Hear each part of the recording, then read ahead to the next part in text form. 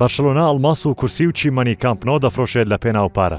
یانەی بەرشلۆنا لە مانگی تەمموزی ساڵی 2022ەوە پلانەکانیان بۆ ئاوەدانکردنەوەی یاریگەی کامپنۆ جێبەجێ کردو.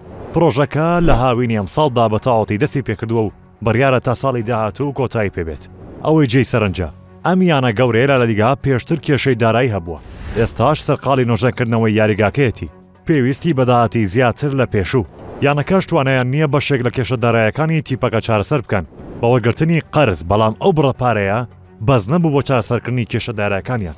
بەمەبەستی چارەسەرکردنی کێشەکان یانەکە لەم دوایانەدا ڕێوشوێنی جۆراجۆری گرتۆتە بەر کە خۆی لە ئەنجامدانی ئاهەنگی هاوسەرگیری دەبینێەوە لە یاریگەی کامپنۆ بەمەبەستی سازدانی گەشتێکی جیاواز و لەبیر نەکراوە بۆ هاندەرەکانی لە بەرامبەریشدا بڕەپارەیەکی وەردەگرت و سوودێکی دارایی پێدەگەشت و ئێستا دەستیان کردووە بە فرۆشتنی ئامێرەکانی کامپنۆ لە نوێترین بیرۆکەیاندا بۆ پەیداکردنی داهات لە کەلوپەلەکانی یاریگەی کامپنۆ دەفرۆشن کە ناویان ناوە پرۆژەی یادگاری کە تێیدا کورسیە کۆنەکانی یاریگاکە بە هاندەران دەفرۆشن.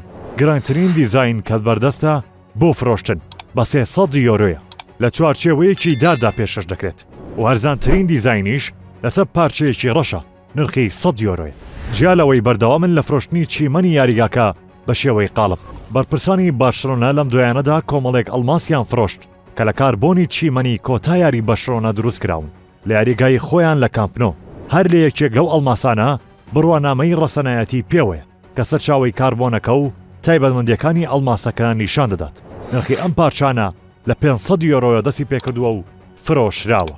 لە هەنگاوێکی تردا ئامانجی بەرپرسانی بەرشلۆنا لە هەموو ئەوانەی باس کران لە پێشتردا لە پێناو کۆکردنەوەی بڕەداهاتێکە و ئێستاش ئەستاون بە بڕینی خزمەتگوزاری تەکسی یاریزانانی ئەکادیمیاو بڕینی ژەمی یاریزانان لە دەرەوەی لاماسیا بە هۆکاری کەمکردنەوەی خەرجی لە یانەکەیاندا. بەپێی هەواڵی میدیاکان یانەی بەرشلۆنا قەرزەکانی دەگاتە نزیکەی 2 ملیار و 700 ملیۆن یۆرۆ کە ئەمەش کێشەی گەورەی بۆ یانەکە دروست کردووە و بەردەوامە لە هەوڵەکانی بۆ ڕزگاربوون لەو بارگرانیە.